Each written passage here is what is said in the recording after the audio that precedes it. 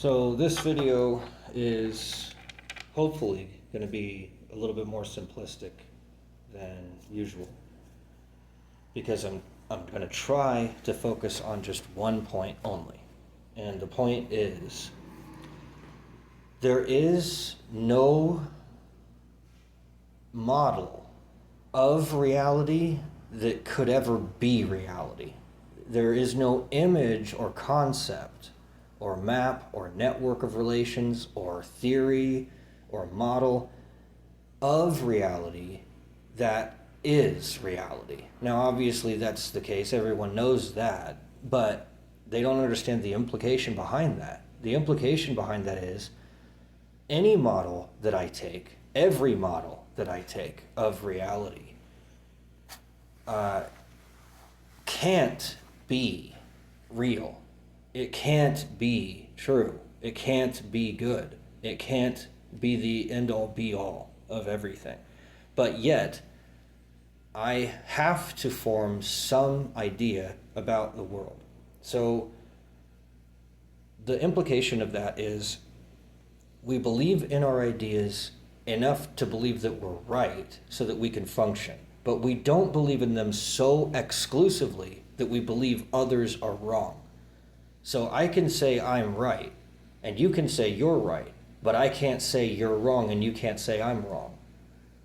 And that's the only way that we'll ever be able to function well with reality. Because every location that we can think of, every position that we can take, is surrounded by other positions. There is no exclusive position that you can take. You can't ever finalize the whole thing and say, that's it, that's all, everything beyond this point is not real or is not true. There's no such limit. That limit doesn't exist. And the only way that we ever end up creating our enemies is by excluding what we consider to be possible, sane, real, and especially good. If we say that something out there is not good, that's when we start creating enemies. That's when we start going to war. That's when we start becoming intolerant. And we lose our minds and we end up becoming insane. And that's the root of all evil, is exclusivity. It's saying this, whatever that is not, which is the exclusion, good. So the root of all evil is exclusion from goodness. Now that's really strange because, you can look at what Jesus says. Well, there is no one that is good except God. So then, if you use Jesus and his teachings, and you say, well, Jesus said that everybody is evil except God. Even himself, he even says this of himself. He says, somebody comes up to him and it says, teacher, tell me what it is to be good. And he says, well, why are you calling me good? The only one that is good is God. And so he's saying he's not God. Jesus himself declares himself not God and says that anything, anyone, anywhere, anytime that isn't God is necessarily evil because it isn't God. And God is the only good one because God is absolute goodness. God is the one that creates all goodness. Without God, there is no goodness. And so what most people do with that sentence is they say, okay, if we're all sinners and we're all evil and God is the only one that is good, then we have to say that anyone who doesn't believe that is evil and anyone who does believe that is good, relativistically. I'm better than you, I may not be absolutely good, but I'm relatively more good than you because I'm more tolerant. And that's what most people do is they say, okay, yeah, granted, there are no absolutely good people here, but they would definitely argue that Jesus was relatively better than the one that was asking him that question, or themselves. And they would say, yeah, Jesus is the way, the truth, and the light. So therefore, Jesus is relatively better than me. Jesus is relatively closer to God. But the cool thing, I think, to do with what Jesus says is to say, maybe we're all infinitely far away from God, and that makes us all identical as far as how good or evil we are. Even if we're child murderers or saints, such that Jesus would be considered identical morally to a child molesting rapist, and vice versa. And when people look at that, they go, no, that can't possibly be true. That can't be right. How do I function in a world if that's the case? Because I'm obviously not going to treat Jesus the same way that I would treat a child molester. But if they're morally interchangeable, because they're both equally, infinitely far away from God morally, then we have to interchange all the consequences that we give to them. And we should treat them both identically then. And here's the kicker. This is what I think makes Jesus such a genius, is he says that view of equality and interchangeability can, and in fact must, be done in the sense that we hold everybody as high as we would hold Jesus. Because that's what Jesus did when he loved his disciples. He loved his disciples the same way that he would love himself. The same way that he would love one of them is the same way that he would love another. And they were interchangeable to him as far as lepers and adulteresses and Jews and treasonous people, etc. All were treated equally according to Jesus, because Jesus loved all of them. So that's how you do it. That's the only way that all of it fits. That's the only way that all of it makes sense, is to say the way that we function in the world is we treat everyone as interchangeably good, not interchangeably evil. And we don't play this game, this stupid game where we say, well, this person over here is better than that guy over there. Jesus didn't do that. And if Jesus is our Christ, if Jesus is our Messiah, and we really do follow Jesus, and Jesus himself says, you can't call me, you can't call Jesus good, because the only good one is God, then that makes all of us interchangeable. And that's why when Jesus says, if somebody strikes you on the cheek, you turn the other one. That's why he says that. That's why he says if someone asks you for your cloak, then you give him your bread also, or whatever he said. You know, that's the gist of it, is you treat everybody the same. And you treat everybody the same good. You don't treat everybody the same as if they were all evil. You treat them all the same as if they were all good. And by doing that, then we can divorce ourselves from this game of trying to figure out who is the best one, who is the worst one. And we stop trying to anticipate the consequence of treating someone well and quote-unquote being taken advantage of. We're released from that. We're liberated from that, because we're not any more concerned with what they do than anyone else, because they're all interchangeable, because they're all equally morally the same. They're all far away from God. So we don't have any way of discerning exactly how good someone is. We don't have any way of discerning the absolute moral value of any human being. So therefore, we shouldn't judge as if we did. We shouldn't take an event or a person or an object or a ritual or a belief system and then say that that is relativistically better or worse, that it's somehow closer or further away than God is, because God is equally close and yet equally far away from everyone and everything, because God is everywhere all the time. How could any person possibly be considered to be closer to God if God is omnipresent? That doesn't really make sense, does it? To consider that someone could somehow be closer to God if God is everywhere. How do you get closer to everywhere? Oh, well, I guess you could become larger. You could occupy more space, I guess, and then consider yourself to be closer to God that way. But that still doesn't make sense, because you'll never get to the point where you'll be literally everywhere. You could occupy more space, sure, But everywhere is an absolute. There is no relative, there is no relation that could ever approach that. It's its own exclusive absolute. So there is no relatively closer or relatively further away.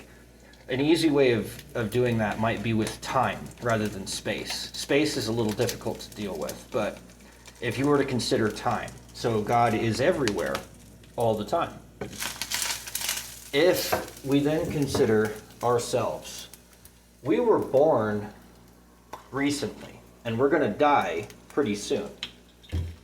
So then how the hell could we ever become closer to God if we can't get born any sooner? You see what I'm saying? That's what I'm getting at. Is like there's not really a way for a person to get further or closer to God. There is only a way of realizing the closeness of God at all times. And you can become more aware of God's closeness, but you cannot physically change whether or not God is close to you. You can't ever physically become closer to God. You can only become more aware of what God already is, as far as what God is already doing in your life, because it can't become any more perfect. You can only ever become more aware of the perfection that's already at hand, that is already imbued into creation from God. So all of that fits together in my head anyway. I'm sure it makes absolutely no sense to anyone else, and that is fantastic. So for me, that's enough for me, is to say there is no such thing as getting closer or further away from God. God is always equidistant from me. He's always right there. Now I can forget that, and I can get lost, and I can get confused, and I can forget, but that doesn't make God go away. That just makes me forget that he's there. That's all that is.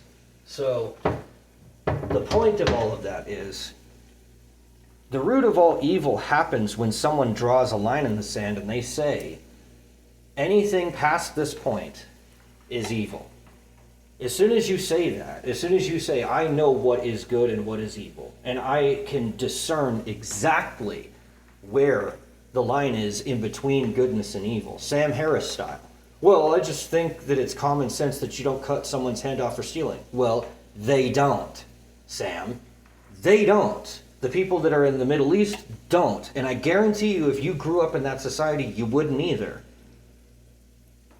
It's something racist and bizarre that someone would think that somehow they would wake up one day and realize everything is the way that they currently think that it is, given the absolute saturation that we have inside of our own environment. And to just disregard that and say that the environment has absolutely no impact upon me because I'm Sam Harris and I automatically know what is good and what is evil. Well, Sam Harris, why don't you enlighten the rest of us? It's only been, what, 30,000 years since we've had civilization, but now that we have Sam Harris to tell us exactly where that line is, finally, now we can all have the common sense that he has. Isn't that just lovely? Aren't we all so blessed? And isn't it great that not even he can tell us what that is, but he somehow knows it, but he can't prove it because he doesn't know what it is. So I just think that's hilarious. If you didn't already know, I don't like Sam Harris. I think he's pompous and very pretentious, and I hate the way that he speaks. It's so measured. I hate how measured his speech is. It's like somebody reading out of a book. Fucking ASMR. Live. Live from Madison Square Garden. ASMR. With Sam Harris. Anyway. So, there is no common sense. There is no line in the sand. And if you draw one, you're going to cut off your own toes. And I can prove it very simply. Sam Harris said he thinks it's common sense not to cut someone's hand off for stealing. Okay. So, What if everyone and everything and everywhere and every time all somehow magically had something to do with cutting someone's hand off for stealing? Would you just stop doing it because it's common sense that you just wouldn't do that? In other words, is every single effect in existence worth the cause of not cutting off someone's hand? Now, if you say yes, the cause of not cutting off someone's hand is worth the effect of everyone and everything in existence suddenly ceasing, that it's so important that it surmounts every possible effect that could be consequent from it, regardless of the possible universe that we envision. And we say, it doesn't matter what the effect is, even if everything in existence were to cease. Let's say God said, no, you should cut someone's hand off, and if you don't, I'll kill everyone, and I'll rape everyone, and I'll torture everyone. And then you take the other hand of Sam Harris's view, which is suffering is something objective to do with your body. Okay, so what if the effect is something objective to do with your body that isn't good if you don't cut someone's hand off? So now we've presented Sam Harris with a necessary contradiction inside of his own simplistic worldview. If it somehow were the case that someone was holding a little girl hostage, and let's say we have ourselves a terrorist who says, okay, Sam, either you cut the hand off of this small child who just stole an apple because he's starving, for example, or I will take this other kid, not only will I cut his hand off myself, I'll kill him. What are you going to do then, Sam? Is it common sense for Sam Harris not to cut the hand off of the kid who's going to have his hand cut off by either Sam Harris or this terrorist thug? His hand's gone. He's losing his hand. It's either going to get cut off by Sam or it's going to get cut off by the terrorist. What are you then going to do, Sam? Oh, well, one of two things. Either he's going to be a utilitarian and he's going to say, well, consequentially, the effect of the kid losing his hand is going to happen irregardless of who it is that cuts his hand off. So being a utilitarian and recognizing the objectivity of morality, I must then conclude that it's interchangeable because the consequence is interchangeable. Regardless of who it is that cuts his hand off, his hand is cut off. So therefore, in order to save him from dying, I should cut his hand off. Isn't that common sense? No, it isn't common sense, Sam. Why? Well, because how many kids does it take to get to that point? What if it's every kid? So we already did this with one kid. Now let's just multiply that by every single kid that you could possibly round up. Let's say it's every single human being. Let's say the Islamic Caliphate takes over the world and puts into place Sharia law so that if you don't cut the hand off of somebody that steals, then they will kill multiple people. They might kill everyone and hold the entire world in permanent hostage. Then what do? Do you then cut off the hand of somebody, or do you finally revolt and say, no, I've had enough with this Islamic Caliphate. I want real Sam Harris style common sense morality. If you say I would revolt, what if you fail? What if you succeed? And there's all of these hypotheticals that don't ever get put into practice. So what this boils down to is, if Sam Harris wants to cop out and say that morality is objective and not subjective, if that's his real point, then there are objective scenarios in which there are no solutions. Like I had said, if there was some crazy person like Kim Jong-un that has his hands on nukes, let's say he has enough nukes to nuke every major city in the world unless such and such. Now, if you're a utilitarian, you have to bend the knee and you have to say, okay, Kim Jong-un, you're holding the entire world hostage, so I guess I'll just do whatever you want in order to have the best effect. If you're an idealist like myself, then you'll say, I don't care what the scenario is, it's the principle that matters. You don't cut someone's hand off, or you don't hurt people, blah, blah, blah. If the cause is more important than the effect, then you have to stop being a utilitarian, at which point you can't use objectivity to measure your ethics.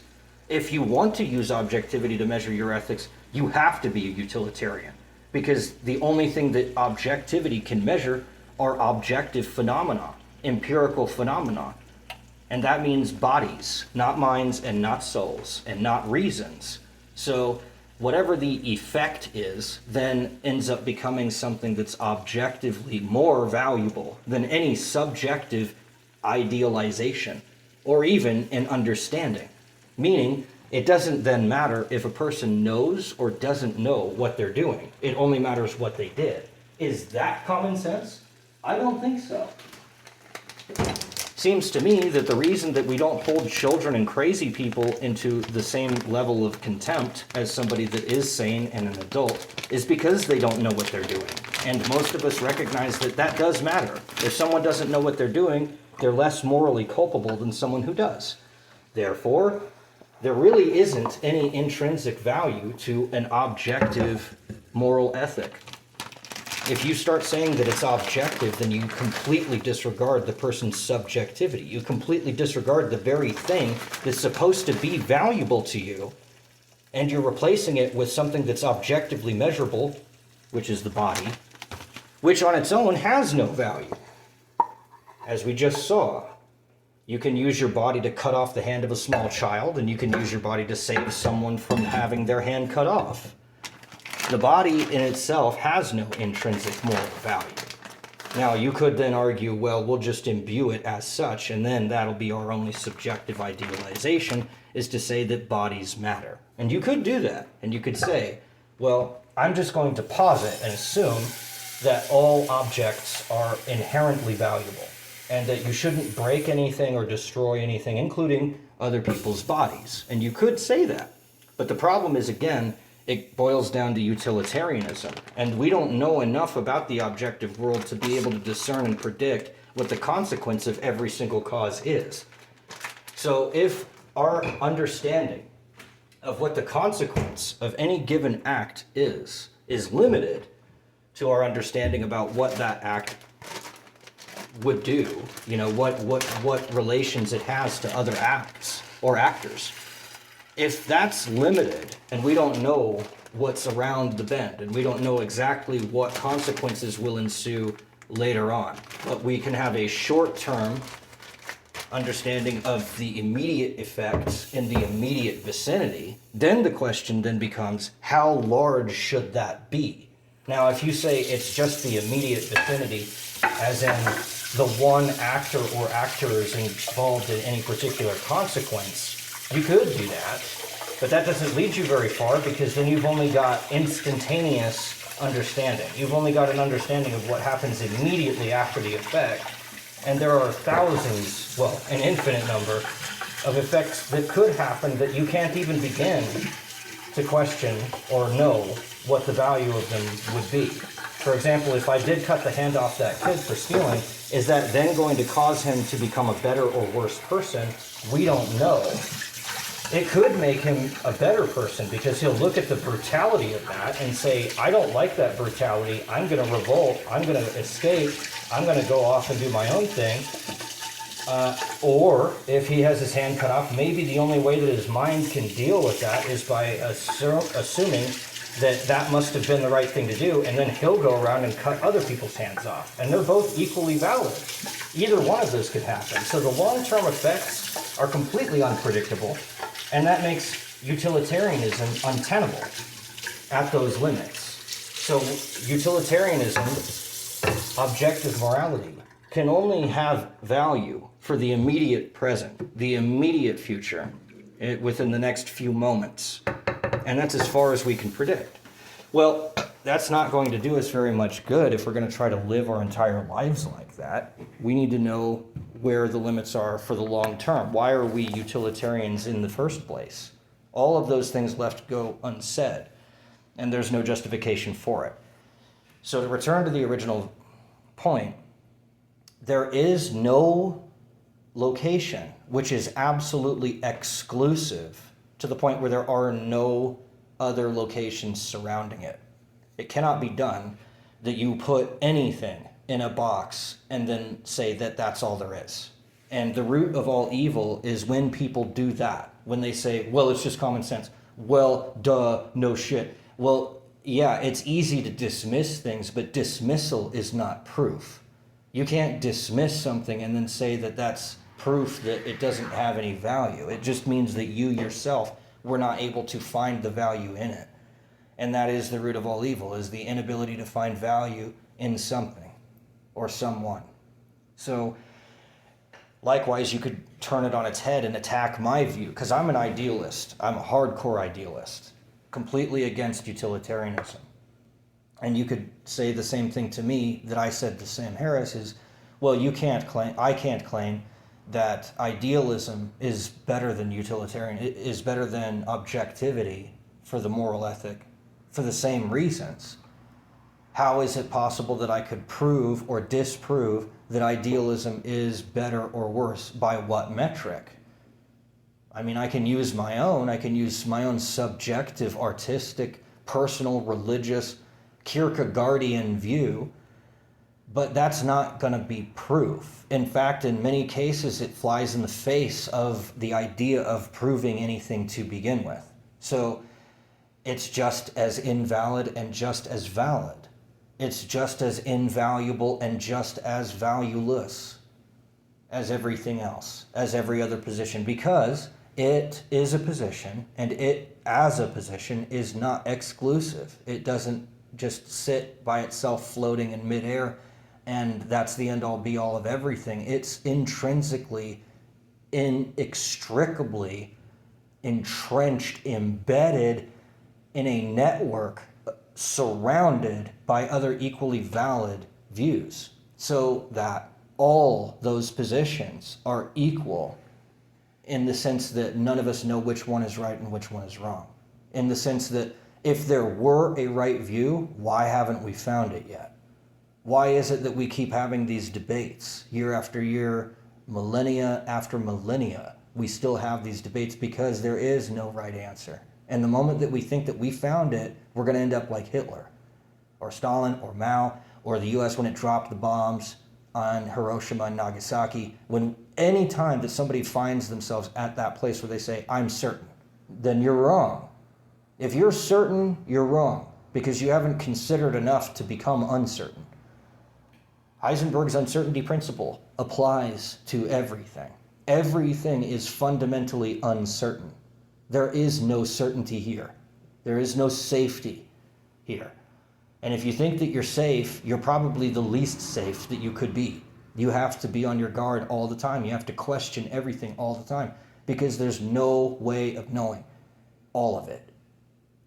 Even if you wanted to say, I want to more closely approximate, the only way that you ever could is by compiling and combining all of these disparate views into a single mega view, a meta philosophy or whatever, where you say, these people over here have this view, the utilitarians have the objective view, the idealists have a subjective view, the anti-realists might have a relative view, something like that.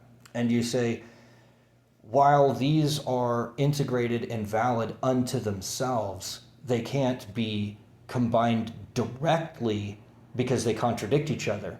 However, they all occupy one giant field of all the possible philosophical or moral or ethical positions that a person can take. And believe me, there are lots. And they're not at all commonsensical. They are very alien and bizarre. And the more that you look into it, the more freakish that they can become. And yet all of them, regardless of how freakish they are, how weird they might seem, are simply other views. They're just like ours, they're just over there instead of over here. And that's the only real difference between any one view and another. So ultimately, what then does that mean? What do we take away from that view? Again, we have to have viewpoints and positions that don't refute themselves, because if they refute themselves, then we have nothing to stand on. We're already embroiled in chaos just by standing at that chaotic position that refutes itself, which is nihilism. And if we want to avoid nihilism, such that what we do actually has meaning to us, then we have to pick a position that at the very least is not self-refuting. And if we want to get really ballsy, we could try to have a belief system that doesn't refute any other belief system, or refutes the least number of other belief systems. And that is going to lead us to a very, very simple view, which is all viewpoints are equal and all viewpoints are valid and they're all meaningful and they're all equally, infinitely valuable. Now, if we take that view, what we then have to say is, I don't know what that is. I don't know what kind of world that would even be, but I do know what I personally believe. And because I believe that all viewpoints are valuable, I'm going to pick my own because I like my own the best. I'm a sinner. I don't know everything. I err. I have to get on with my life. I'm going to choose my own view, but I'm not going to take away someone else's. That's the only takeaway message that I can give is it's fine, it's perfectly fine, it's necessary to believe in something, but you can't ever disbelieve in something else. You can say, well, I like this song, I like this music, and I don't like this other song, I don't like this other music, and all you can do about that is to say, okay, when I'm alone, I'm not going to listen to that song. But if I'm in someone else's presence and I don't like that song and they do, I can try to persuade them to not listen to that song in my presence. And hopefully if they're my friend, then they'll value my comfort and they'll say, okay, I won't play that song in your presence. But I'm never going to get the right to say, don't ever play that song again. I don't get the right to take that song away from them. I only get the right to take it away from myself if I want to take it away from myself, but I can't take it away from them. And I only have the right to, play my own song in my own room. I don't have the right to force someone else to listen to my song just because I like it. So again, I really do have to abide by what other people are saying in the room. If they don't like my song, I can't be expecting that they're all going to stay around if I keep playing it. I can keep playing it all I want and no one can stop me, but they can leave. And if I keep them in the room and play the song, I've already overstepped my boundaries. And that's all it is. As long as we do that, we'll be golden. There's no problems there. And we'll all just sing Kumbaya into the fucking sunset. If we don't do that, we're going to bomb ourselves into oblivion and we're going to be living in a hellscape of permanent Armageddon. And it's very simple. It's subtle, but it's very simple. I believe in my position enough to take it, but I don't believe in my position enough to take other positions away from other people. I believe in my position enough to say that it's right, but I don't believe in my position enough to say that others are wrong. And that's the only way that you can do it. You could be like, well, I don't agree with chopping the hands off of a thief. So don't live over there. That's the only thing that you can do. Now, if you happen to live over there and you disagree with it, you could persuade people not to do that. But if they're not going to listen to you, you have to just leave. If I want to keep playing my stupid, obnoxious fucking song because I like it so much, I can do that. And the only thing that you can do is just leave. If you don't like it, you're going to have to just get out. Unless I don't own the place. If I go to your house and I play that song in your house and you don't like it, then you can kick me out. But if I go to your house and I keep playing that song and you don't like it at your own house, and then I'm like, no, I'm just going to keep playing it anyway, even though it's your house, then I've overstepped my boundaries because it's not my place.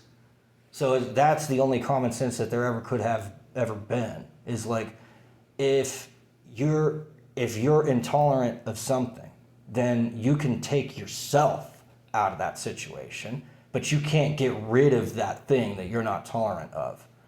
If you don't like Jews, okay, well then just don't hang out with Jewish people and just tell everybody that you're intolerant of Jews so they don't come anywhere near you and then you'll be fine. But you can't be like going to other people's houses. You can't go to a synagogue and kick all the Jews out because you personally are intolerant to the Jews. Now here's where it gets really fucked up that people don't like this, but this is true. If you decide that you don't like Jews, you can have a place that you own as long as you legitimately get it. You bought it on the market, you didn't steal it, you didn't coerce somebody into giving it to you. You just own it because you bought it, or you homesteaded, or whatever. You followed the legal proceedings to get the house that you're in. You can then kick Jews out of your own house and say, I don't want you here.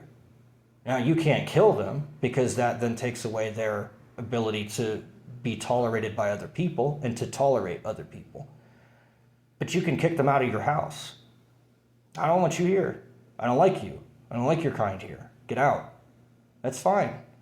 And if I go over there and they do that to me, then that's fine. And if they come over here and I do that to them, then that's fine. The only time that it's not fine is if I shoot them or kill them, or if I do something that is objectively going to harm them. So on that note, Sam Harris is almost right. There is a way of objectively measuring morality to the extent of bodily harm.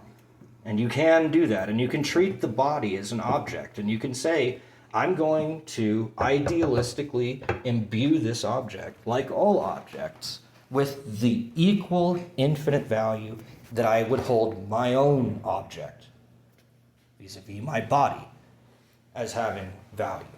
And that's what I say when I say we can't hold a self-refutational, self-contradictory position. Because if I hold a self-contradictory position, then whatever I say about myself doesn't hold, let alone what I say about other people, because it contradicts itself anyway.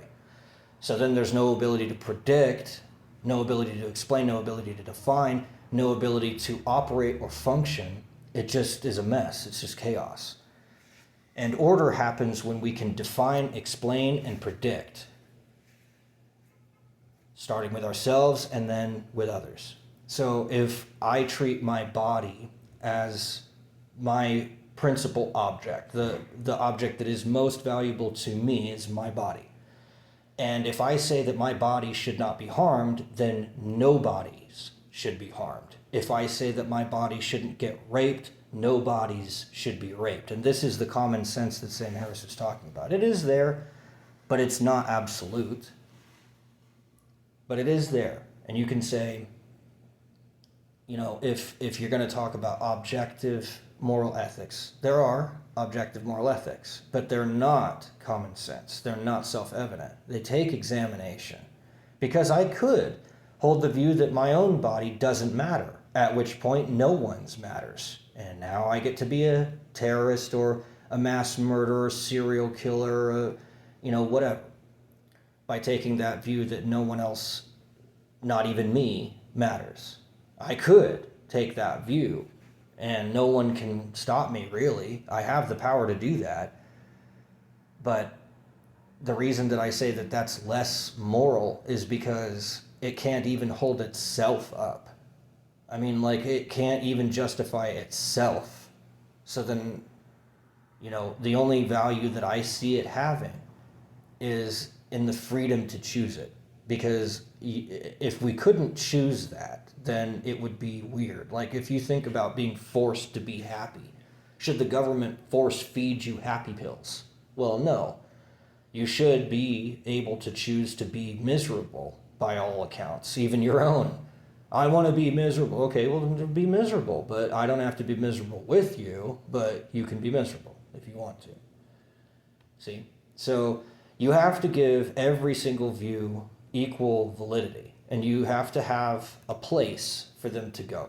So this is the only solution that I see out of this otherwise chaotic mess, is to say we should all have the freedom of assembly, so that if I choose to value my body, then I should be allowed to share a place with other people who value their own bodies and value my body. And that we all value the same values. And so because we all value those same values, we don't have any contradictions, and then we can function well. And the only thing that we do then is find your own and mind your own. That's what I've heard on the street before. It's actually quite apropos. That's true. That's what you should do. Find your own, mind your own. Once you find your own type of people, you stick with them, and you don't fuck with anyone else's types of people. You don't sit there and talk shit and say those people over there suck, even though I just did that. But you don't do that. I shouldn't have done that. And I at least can admit that. I shouldn't have done that. I don't like Sam Harris's view. I think it's pretentious, but that doesn't say anything at all about who Sam Harris himself is. So I can't say, fuck you, Sam Harris, because I, took his view and I was like, well, fuck that view. That might not even be his view. It might be my misunderstanding of what he really believes. He may have changed his mind since having said that, etc. So the only way that we can have quote unquote self-evident, quote unquote common sense moral ethics is if we all share it. That's the key. It's not who's right and who's wrong, it's who's right and who's wrong for me. Right here, right now. Whatever I view as right and wrong, hopefully, doesn't get contradicted by anyone in my immediate vicinity. Now, I might be the weird one in the box and I hold the most radical view, and so then I'm going to be alone, but hey, at least I'm not getting killed, you know? At least that. Now, nobody can offer me the outcome of there being other people that share my view. I can't say, well, Joe, sorry, you're going to get reallocated to this house over here because your views are slightly less contradictory to them than the guy that's currently there. So we're going to have you guys swap. That doesn't fly. You have to be able to freely assemble. So I choose where I go. Now, if I choose to go somewhere where people's values contradict my own, then that's fine. I can do that, and I should be allowed to do that for journalistic purposes, for curiosity purposes, educational purposes. If I want to learn and expand my own view, then I should be able to interact with people who don't agree with a fucking thing that I say. But I'm going to have to go by their rules when I'm in their court, when I'm in their house, when I'm in their building. And that's how you solve that. So what it is you don't go to the Middle East and tell them to stop cutting the hands off of people who steal. You don't do that. That's what it seems like you should, right? Because that's what we all believe over here. That's why we're over here. They don't believe that. We don't have the right to tell them what to believe. All we have the right to do is keep our own beliefs and to save our own people from terrorist attacks and all that other shit, invasions and all that. So we have the right to secure our own borders and defend our own borders. We don't have the right to go attack other people's borders or go attack other people's people or culture or country or whatever. And that line has been blurred because people talk about self-defense by killing somebody with a gun. That's not self-defense. That's offense. Offense is when you take away something that already exists. Defense is when you preserve something that currently does exist. You can't kill someone and then claim that that's defensive because you took away their life. That's not defense, that's offense. So then what do you do if somebody's shooting at you? You disarm them, you immobilize them, you knock them out. You know how many ways there are of non-lethal self-defense? There's more ways of non-lethally defending yourself than there are lethal. The lethal ways are easy. You beat them to death with a rock. You stomp on their skull with your foot. You stab them to death with a knife. You shoot them in their face until they stop moving. Those are all lethal, but the problem with those is that you can never take them back. And of course, you don't have the moral right to take away someone else's life. So how do you non-lethally defend yourself? If someone's shooting a gun at you, how do you disarm them? Let's say they're 50 yards away and you don't even know where they are. Well, that's why you build walls. That's why you build, panic rooms. That's why you build areas that are impenetrable. And that is defensive. Putting a gun out in your yard that's an auto turret that just shoots at anything that moves is not defensive. That's offensive. Littering your entire yard with punji pits is, while it might seem on its face to be defensive, is in fact offensive because it takes away people's lives. It takes away people's ability to move freely throughout your land. Even your own people can't walk over a punji pit. That's what makes those wrong. If you saturate the entire fucking forest in Agent Orange, that's also offensive because even your own troops get exposed to that and come back home and have diseases and cancer and injuries. And yet they didn't do anything wrong, so that's not defensive, that's offensive. So non-lethal defense is tasers, pepper spray, handcuffs, tear gas, loud noises that aren't deafening, noxious smells, It's stuff like that doesn't take away anything. It just preserves what's already there. That's how we function. That's what this whole movement that I'm not starting it yet. I'm just trying to define what it is first. I want a central ethos. So that central ethos, that central value is everyone, everything has an innate value. And idealistically, it should all have equal value. Now, they're not all easy to have. They can't all combine easily. So there is going to be separate places and separate times in which things can be considered okay and not okay. And that's it. We don't go over there and tell them to quit doing that shit. We just give them an out in case they want to leave. They can come and join us. So let's take the North Korean regime, which I find fascinating. It's the most fascinating dictatorship that I've ever looked into. I think it's really interesting. So what do we do there? Do we sanction them so that all their people starve and fat ass Kim Jong-un eats Cheez-Its all day long? Because that's what he does. Every time we sanction him, we're sanctioning everybody except him, which is one of the reasons I don't believe in sanctions.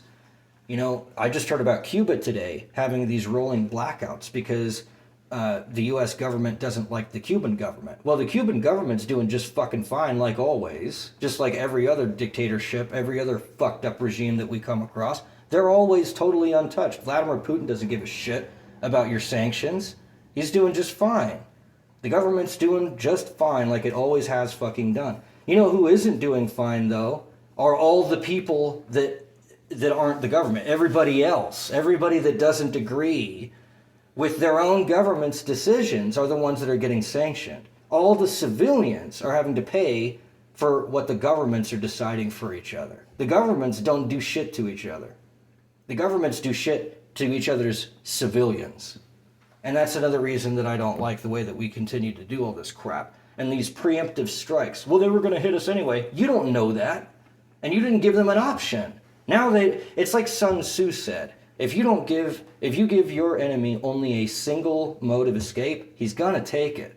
If you don't give them an out, they're gonna make an out of you. They're gonna kill your ass because that's all they can do. You put them in a fucking corner and they can't get out unless they kill you.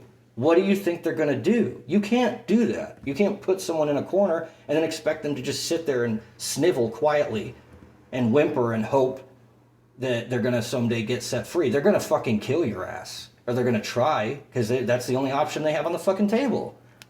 And this is what people don't get, man. They only look at the immediate fucking result. Well, we don't like what Russia's doing, so we're going to sanction them. No, you don't like what the Russian government is doing, so you're going to hurt the civilians. That doesn't make any fucking sense. The civilians didn't do whatever it is that you didn't like. The civilians weren't out shooting at anybody.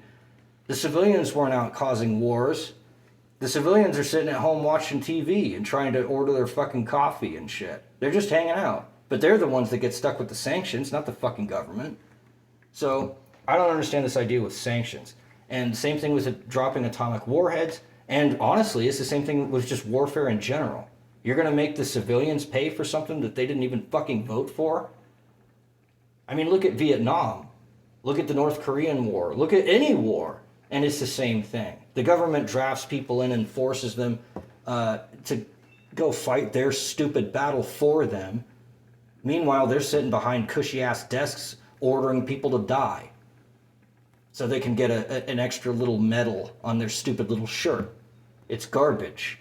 So I think people should be allowed to assemble wherever they want to assemble. You go to North Korea, well, they don't like it when you take the posters down. Okay, well then just give them a free fucking shuttle into South Korea. And if North Korea doesn't like them, fuck them. Send a shuttle anyway. Just send a tank in. What are they going to do? Shoot at it? All they have is World War II artillery anyway. If you sent in a tank with thick enough walls, it might move 1 inch a day. okay? But the fucking thing will move and it won't get blown to bits. If it's thick enough steel, you're not getting through it. Don't care what you say. So that's the solution, is you give these people an out. You let them leave. And then all the people that don't like Kim Jong-un leave. And all the people that do like him stay. And then that's how you solve that situation. And then people are like, well, that's logistically impossible. Well, fuck you, it's easy. If they can send balloons over there and leaflets and shit, and there's people that are escaping, then obviously it's not impossible, because there's people that possibly escaped because they did escape. So there's always a possibility. It's just, do you want to go through the effort? It's not as easy, but it is the right thing to do. So that's how you solve it. You don't tell Kim Jong-un, stop doing this thing or we'll sanction you. You just put a tank in there, and anybody that doesn't like Kim Jong-un can get in that tank, and they will drive your happy ass to South Korea or China or Russia or whatever, out of that country. And then they don't have to be subjected to those fucked up ass rules anymore, because they can just leave whenever they want. But if they do like those rules, and some of them do, okay, you can stay there. But if the US decides sycophantically that they know what's best for everybody, and they decide to sanction the country into oblivion, Kim Jong-un's fat ass is sitting pretty eating Cheetos, and all of his subjects are fine, but then you've got the average person on the payroll way down the line. They're the ones taking the hit on the sanctions. They're the ones that can't go out and buy their Cheetos. They're the ones that can't go to the fucking movies. They're the ones that have to eat their own kids to survive, fucking kill the dog and make kibbles and bits out of them. That's what they're doing. They have to deal with that shit. Every time the US puts another sanction on, another civilian dies, and the same regimen stays the same regimen. It doesn't change shit. I don't know why the fuck anybody ever did sanctions. Shit doesn't do anything other than piss people off and kill people. It's garbage. So there. And that's what grinds my gears.